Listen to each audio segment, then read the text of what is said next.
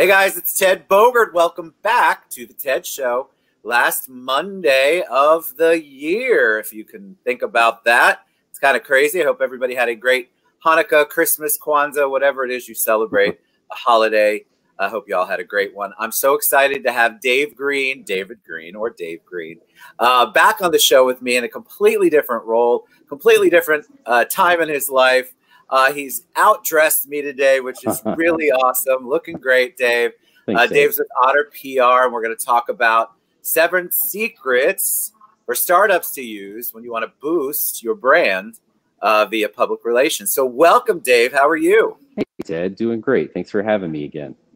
I'm so excited. When I saw that you made a shift, obviously so many people did during 2020. Yeah. You made a shift. And I thought, God, this is the perfect thing for him because you are you've always been charismatic and forward thinking in the way that you approach things in the nonprofit world. So I have no doubt in my mind that all of those great skills you have are helpful in the for-profit world, the business world. So give them a little background, though, on you. People who might not know Dave Green. Tell them a little bit about you. Yeah. So, at heart, I really love to help people, and that motivates me no matter what. And whether I'm in the for-profit world or nonprofit world, it still comes from a place in my heart that I really just want to try to help people any chance that I have.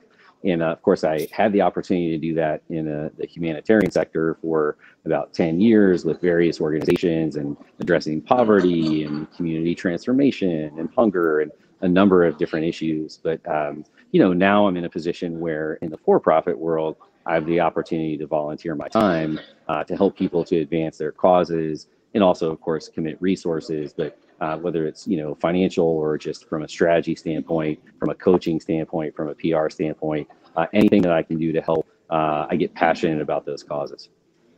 It's obvious. It was obvious to me because I met you when you were in the nonprofit world. Obvious to me that you had sometimes it is an amazing thing that you can do once you step away from there because you now know both sides of the world, the nonprofit and the for-profit, and you can see the behind the scenes of the things that you can get done on the for-profit side for the nonprofit side. So I love it. I think it's an amazing transition you've made.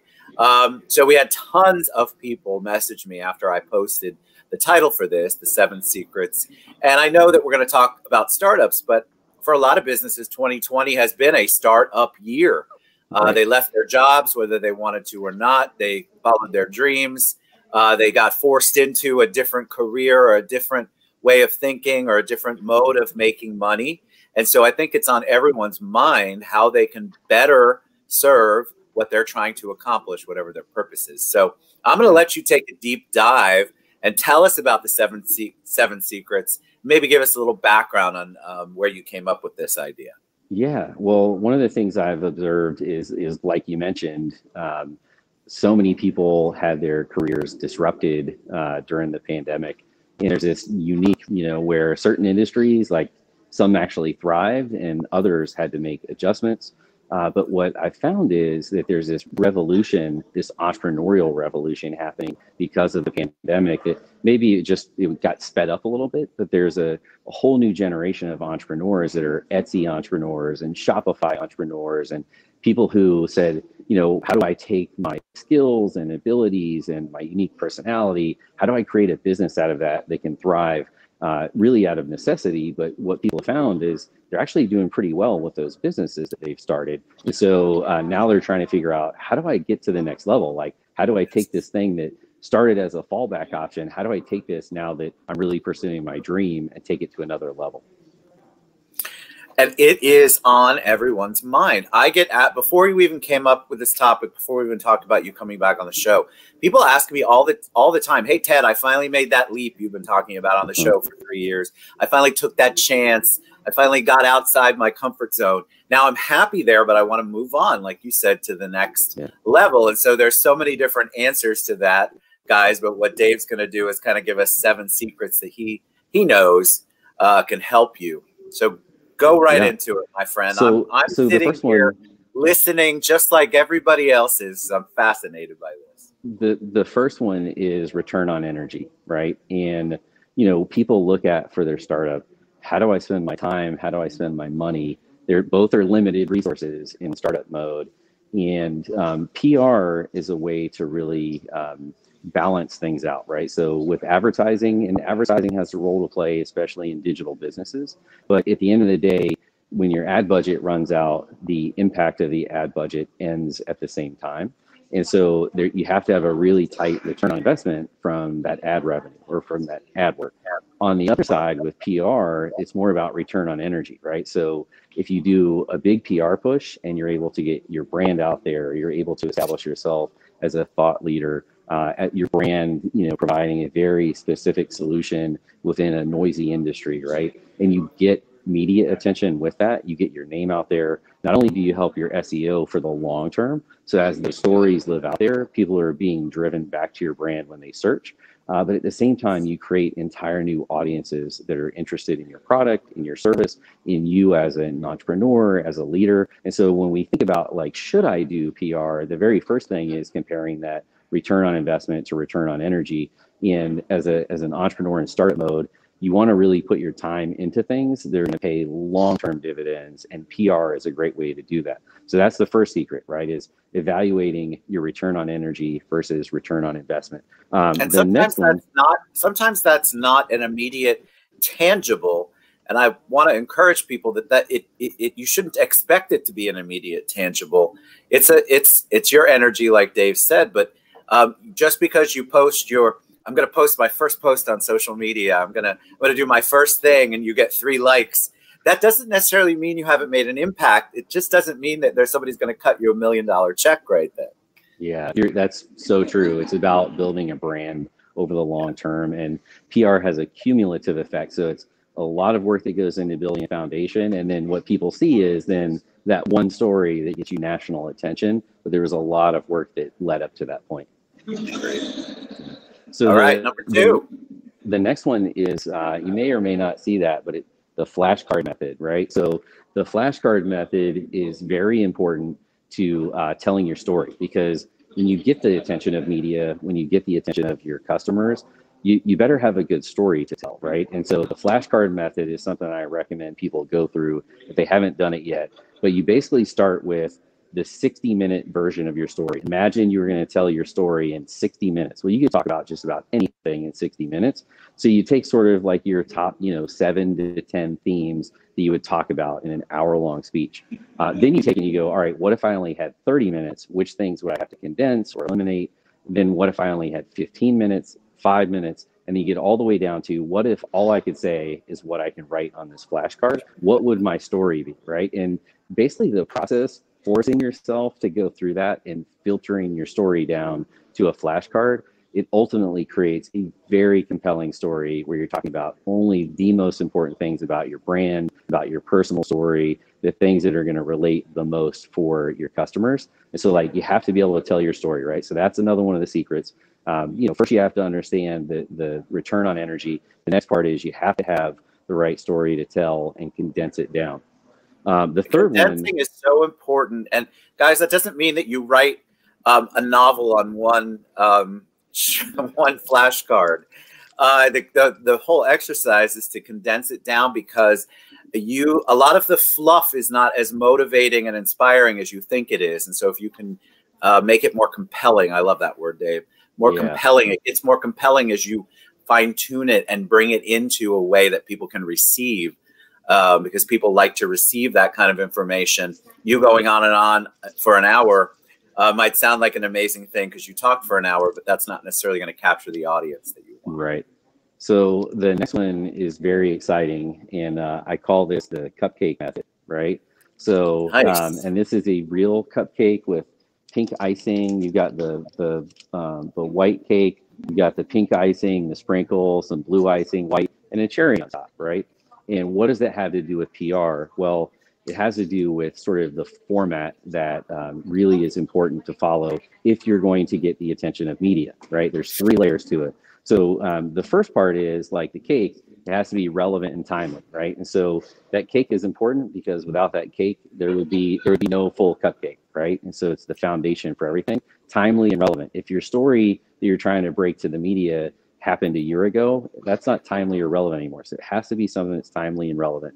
The next part is it has to be unique, right? And icing, if we went and looked at 100 different cupcakes, the icing is going to be different on all of them. Different shapes, different colors, different flavors. This one even has the, you know, multicolored, and you've got sprinkles in it, right? It's got to be a unique story, right? So if you go to the media, and although you have something that's timely, it's the same thing that 8 million other companies or 8 million other entrepreneurs would be telling media in the same day. There's not really anything unique about that, right? So timely and unique are the first two components.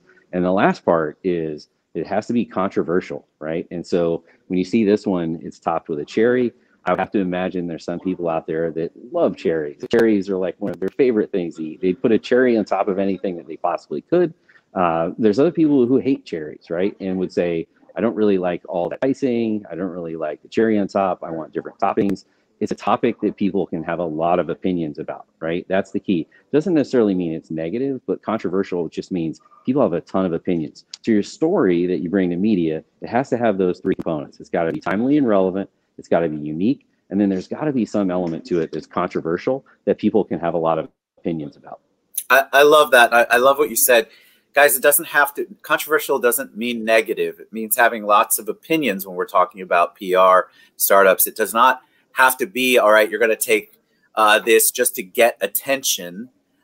You definitely want to believe in what you're putting out there, and the controversy isn't necessarily what you're causing. It just happens to be the topic has a lot of opinions, like Dave said. I think people equate controversy with negative. Oh, it's got to be against the grain. It doesn't always have to be against the grain, and you certainly don't want to go into it with a negative approach. Yeah, and if you think about it, if you're a media outlet, you know, it helps you to be able to tell stories that people can have a lot of opinions about, because those are the topics that are going to generate the most interest. At the end of the day, we do have to understand that media is also a business, and so it's their job to generate a multitude of different opinions and interests around a specific topic. So the more you can build that cupcake for them and hand that to them, the more successful you'll be at getting your story published in media outlets. Yes. So next up is creating the news, right? So creating the news can be important for a lot of companies when you've gone through the exercise of creating your story, you've gone through the exercise of trying to figure out how to make it timely and unique and controversial, and you find yourself at a place where you say, gosh, like, I just don't feel like it's compelling enough. If you're feeling that in your instinct, then basically what you need to do is come up with a strategy to actually create the news, right? And there's a ton of different ways that people can create the news, but you know, pick your favorite charity, right? Pick your favorite nonprofit that you care about, right? And one for me is I care a lot about fighting human trafficking. I also care a lot about girls' empowerment around the world. And so come up with a strategy with your brand to do some type of wild promotional stunt where you have a product or your service is going to in some way help people who.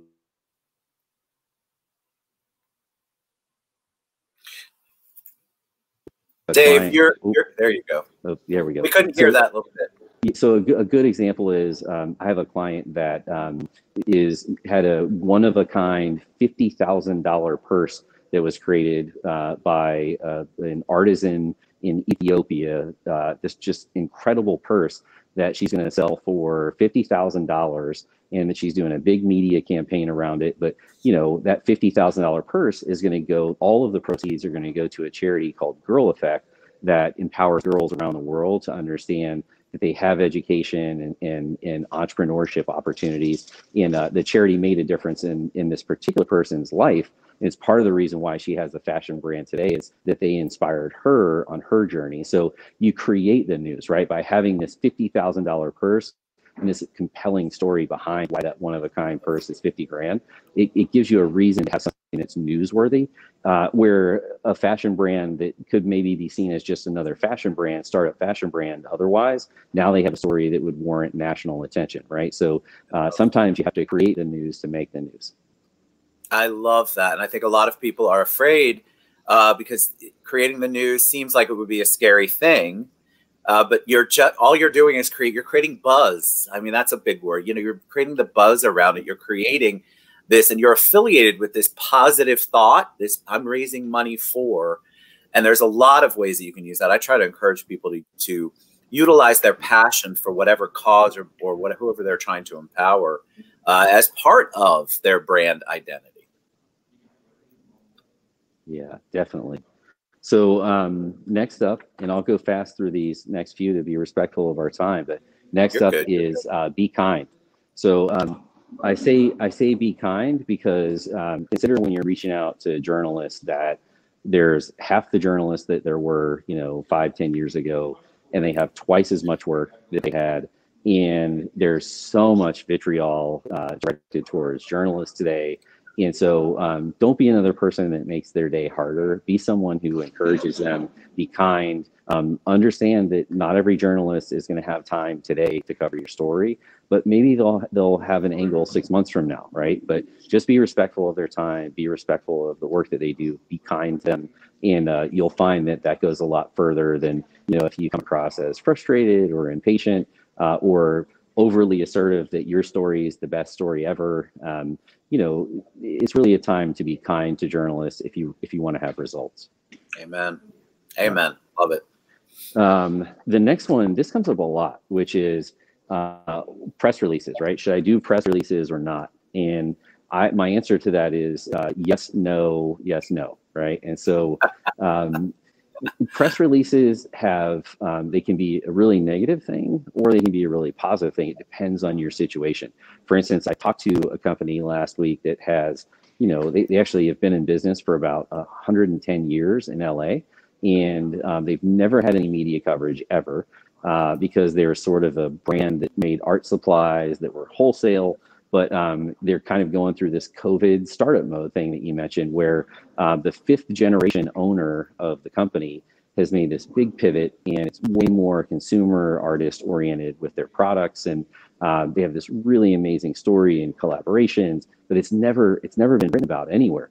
And so for them, doing a press release would actually be very harmful because they're sitting on a gold mine of a story right now because of the legacy of the company and their collaborations and partnerships and success during the pandemic. So it's better for them to go to a journalist and offer an exclusive, right? Because if you do a press release and it ends up getting picked up a bunch of smaller outlets, then you sort of hurt your chances at an exclusive with a really big media outlet, right? So in that case, you're better to hold off on the press release. First, go out directly to journalists, emailing, contacting directly to try to get your story told. If it's a really compelling story, don't send a press release. Start with the journalist first and go to one journalist at your wish list media outlet and start from there and be patient, right? Because it's worth it if you have a compelling story. The other side of that is, let's say that you don't have some story that is that, front page material of LA Times type thing, but you really need to get your story out there and you really need to help your SEO. Great, do a press release, because most of the modern press release services are going to get you search engine optimized. They're going to get your press release republished across hundreds of websites, which would be great for your SEO. In the press release, you can use links back to your site. You can use messaging specific to your brand that maybe you wouldn't normally to be able to get into journalistic stories, but it's really, really helpful for brand building and growing your story following. And then sometimes when you do a press release, journalists actually pick that up and want to write about it, and they'll contact you, right? So it can be helpful in some situations and it can be harmful in others. So you have to kind of decide what's best for your brand. Yes, I love that. I think people fear press releases a little bit just for those reasons you said. They're not exactly sure when to release it, who to release it to, when's the best time, what's the right topic. And so it's very important that you weigh those out. I love that. I haven't heard that before. It's great. Yeah.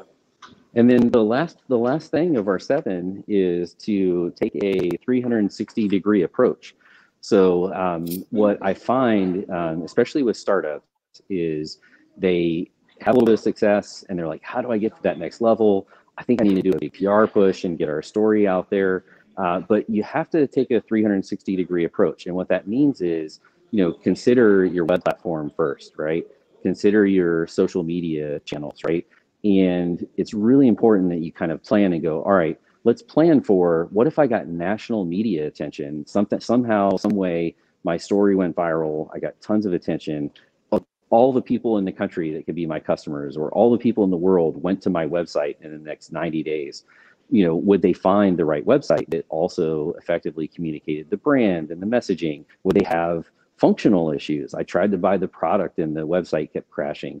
Those are things to consider ahead of time. Social media, are they finding a totally different story and brand image on social media versus what they read about in this story in the New York Times, right? And so having that 360-degree approach and waiting to do PR until the website is at a certain level of functionality and brand image, social media is a certain point of brand image established, waiting till all of that's done, and then doing PR as kind of the last leg to then amplify everything that you've been building. But that 360-degree approach is really, really important. I had a client last week that they wanted to do a huge push on this new software that they had launched.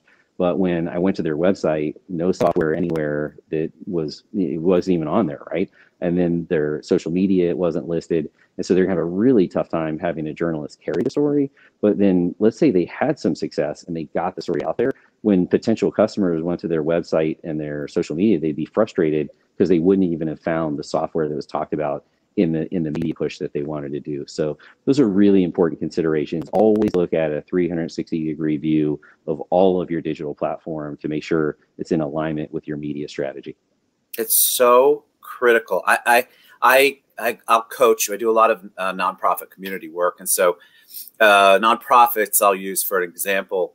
They want to do a big push, but they don't have a working website, a Facebook page. There is no place. They want to come on the show, and I'm like, fantastic. Who do I tag? Where do I send them to? Well, I've got an email. You have to be ready for that growth. You have to have your everything in place. It doesn't have to be perfect necessarily, but if you're going to drive people somewhere, there has to be something for them to look at that, like Dave said, so critical, that relates back to what your press release is or what your social media is saying. It's so bad when you haven't grown with that growth. If you're there and you're ready, make sure you're ready to take in what's coming to you. I mean, isn't that the whole point of you putting out a press release or putting out stuff on social media or trying to grow your brand? You want to drive people to something, but that something has to be ready for it. Yeah, absolutely. That's it, spot on. And if you're, if you sell a product and your sort of product lead generation systems and your funnel, if you will, of, people open a shopping cart but don't finish that, or they decide to purchase, can you upsell? Like if you don't have all of that stuff built out, retargeting ads even for social media, if you don't have all of that built out, then you're going to lose some of the return that you would have had from your PR effort. So yeah, it's so important to have that up front. I love it. I think this is so important. Not just, I know we said startups and people who have pivoted, but I think there are a lot of longer term businesses like your firm, like your art supply firm. You're in LA, where you're rethinking what you're doing. You're trying to reach a broader audience, and a lot of people are in that mode of what are some of the things I can do, because old ways may work to a certain degree, but in the new world, you have to have new ways, or at least refine the ways that you've been reaching people. Those 7 are awesome, Dave. Definitely. That's great stuff. See, even I learned. Great. You can teach an old dog, a very old dog. I hope it's helpful for everybody.